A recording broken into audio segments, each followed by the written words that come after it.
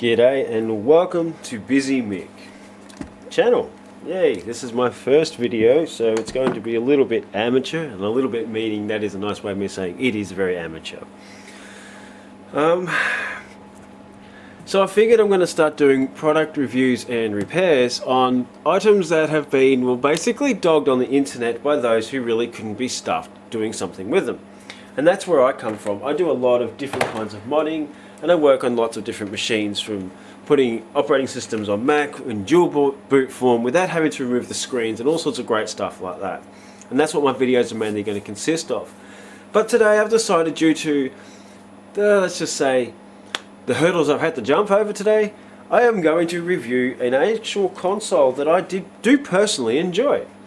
This is an AtGames Gopher controller. It is a wireless controller, but here's one thing I'm really not happy with, and the only thing I think that every reviewer has dealt with, and they haven't dealt with it properly, is that this hat switch, while playing games you get a little excited, say playing Mortal Kombat, you can sometimes press down when you mean to go left and right. It happens in Altered Beast a lot. So what I'm here today is to show you of actually how good this old game machine is, and if you've got one of these, how to fix it so that you can actually enjoy all of its features without too much, I'm going to use the word, jib. So let's quickly go over what it is. And it's only quickly, and there's going to be no technical specs in here because it is actually that old. I'm having a bit of trouble hunting it down, but I'll put them up on the screen if I find them. So first off, it is an AtGames Mega Drive Pro. It isn't very fancy, doesn't have all these awesome little introduction videos or anything like that. It pretty much, that's it. So now, it comes with, let's say, 2, 4, 6, 8, 10, 20 games on it.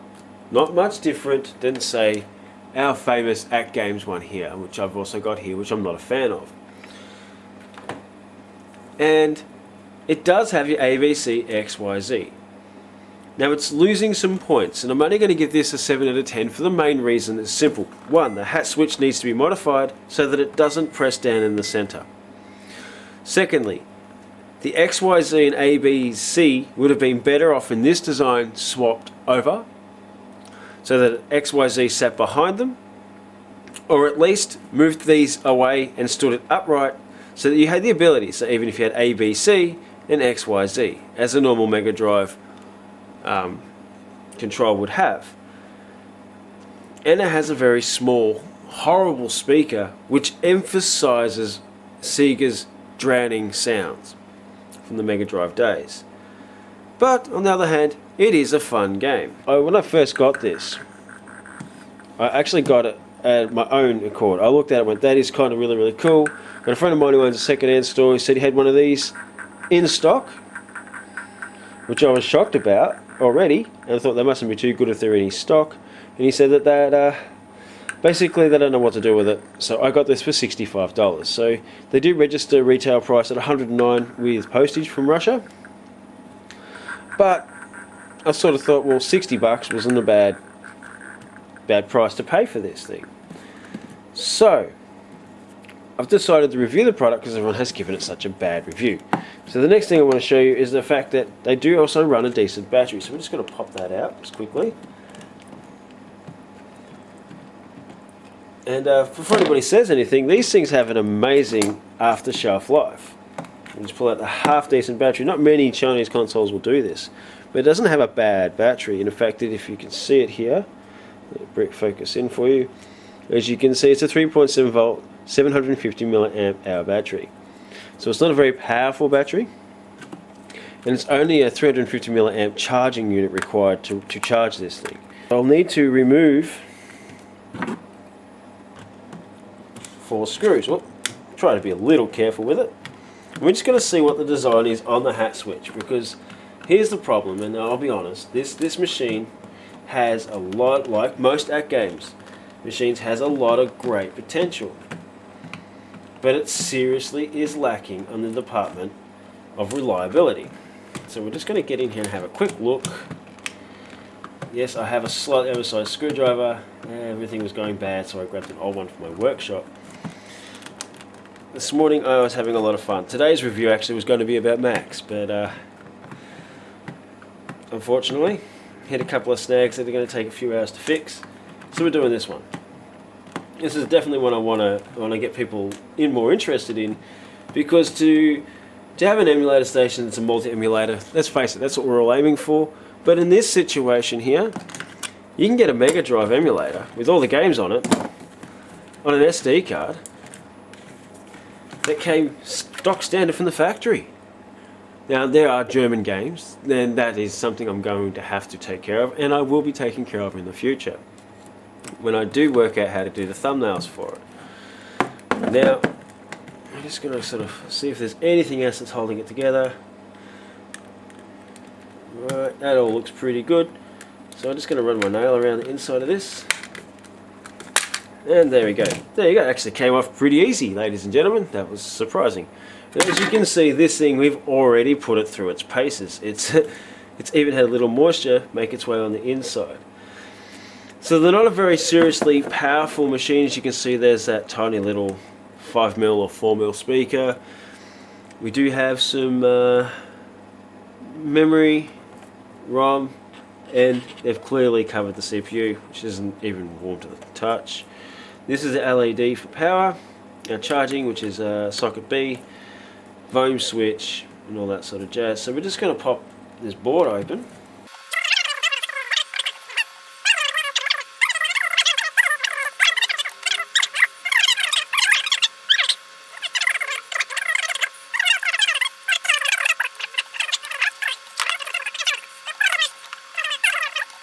So we didn't do any damage while doing that, because I really want to have a look at this hat switch. It is the one thing that really annoys me with this game machine. So we flick it over like that, and there we go. You can see inside the Sega. Now, straight up, I'm going to be super careful because there's not much room to move. These are our buttons, and this is our hat switch.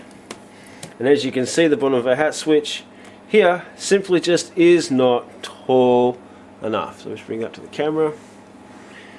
Get into the old blue light. And as you can see, it's just not tall enough. It's pretty small actually, which is shocking. And you would figure there'd be a lump on the board. So what are we going to do about that?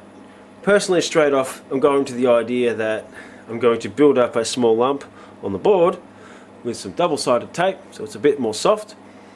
And I also want to know what this sensor was. And I think it actually is the IR sensor for a second control. Personally, there was rumour a little while ago that it might be a camera, but personally, that looks to be an IR sensor. This thing, as you can see, we have been using it a lot, and we've used it well. It does have micro switches on its start, for on and off. And so, you know, I don't like micro switches, but I don't mind having hat switches, so that's kind of really cool. And the fact that this does have hat switches without any side overs, I should be able to just simply build the center up.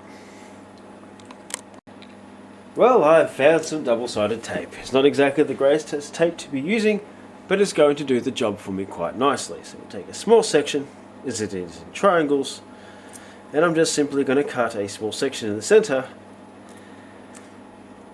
Clean off. Alright, now, without any further ado, we simply stick it in the center, as roughly apparently as I possibly can. Just to make sure it stays there. We'll give it a little love tap down in a few of the corners, as this stuff's actually designed to hold isolation into place, not a hat switch. And now we're simply going to put it back together. So we'll zoom back out. As you can see, the screen actually is we need a bit of a clean. A bit of dust gets in over time, and you've got to understand that this machine is now over a year old. So it's to me anyway, it's a year old because we've had it for over a year since new. And well, second-hand new, because the person who apparently bought it off wasn't impressed with it. And we're just going to set everything back into position. So we slide our switch back into the switch slot. The headphone jack in first. Stretch our other cases open. You don't want to put any stress on something that doesn't need it. Lift this up in the air. Make sure all the buttons are down, and of course 3 aren't. There we go. And the hat switch is in the right place. And we'll put them all back in to the right position. including our LED, which doesn't seem to want to follow suit. So there we go, we've got everything back where we need it. Let's get our screws back in and see if we haven't fixed our little issue, shall we?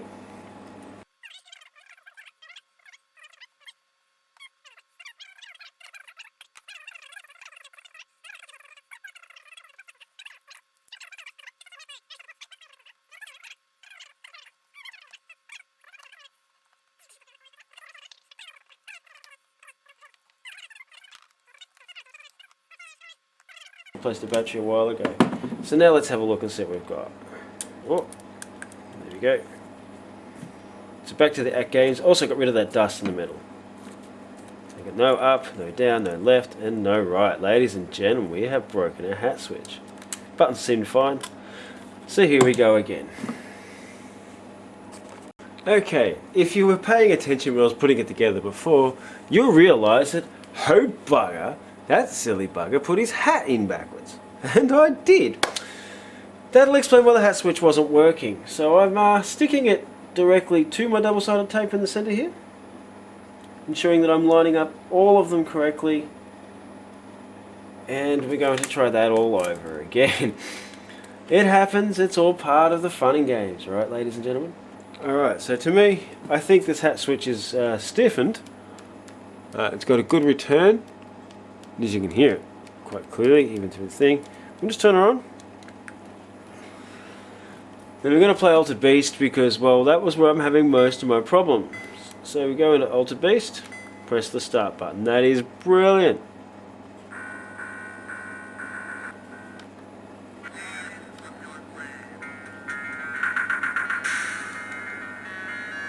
Oh, beautiful. Not going down. Unless I press down. Much better. Go down. I keep forgetting I can kick upwards. So I missed my upgrade. Real pity. Whatever. Come on, Mr. Dude.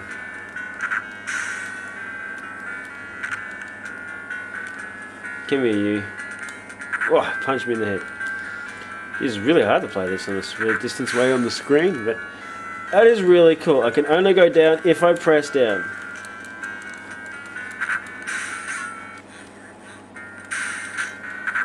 Well, that guy just spawned on me. That was so unfair. And I'm dead! Anyway, it works. So here's menu button.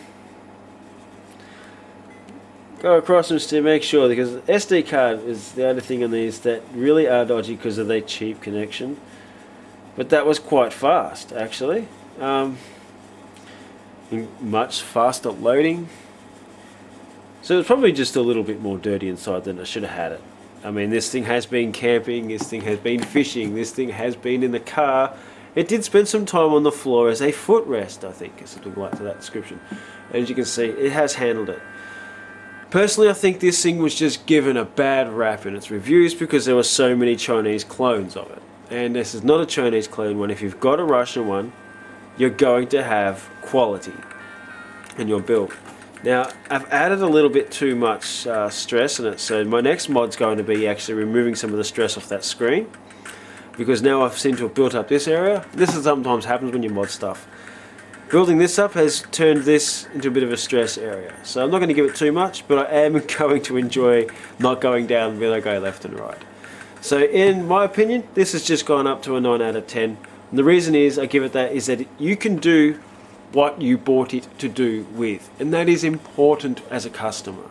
I'm tired of buying an item that you have to purchase other things for, or basically illegally modify to do what you wanted to do with them or what you bought it for its purpose. I hope this video has been helpful, and if you've got one of these, that is definitely a good fix. Personally, I would like to have built this up, say, with a little bit more plastic or from the 3D printer. Would have been very good. Some nylon or nylon, whatever it is, or anything else like that that's a little less conductive than, say, isolation tape. Okay, this stuff, it has no conductivity, and if I can pull a piece off, the glue itself can probably still conduct electricity. But this is so cool. What's this? Which means when I'm playing flashback, Oh, I've just got to do this. This is so cool. Like, oh, this is one of my favorite childhood games, right? So I go across, I'll be able to press up and jump. Oh, this is so cool. Come here, hold it. Press it. Oh, yeah, yeah. So now I'm going to be able to move around the screen properly again. This is too much fun. Was the product worth paying the money for? Yes. Am I buying another one for $60 from the same shop? Actually, yes I am, and I'm going to do the same mod to the next hat switch as well, because that's definitely stiffened it up. That is really nice, left, right, up, down, and it's clear that you're pressing left, right, up, down. It's not this loose feeling button. It is very good. So great mod. Awesome little emulator for all the Mega Drive games, since that's what I purchased it for. If you want to do Sega Master System, it's a bit of a pain in the backside to modify it for that, but it does Mega Drive quite well as long as you put them in as a binary file. This has been awesome for you and you've managed to learn something even, or just simply got a little inspiration on how to fix your cheaper, not so, Gopher rip-off Chinese one. This could be an option for you. Be awesome to each other.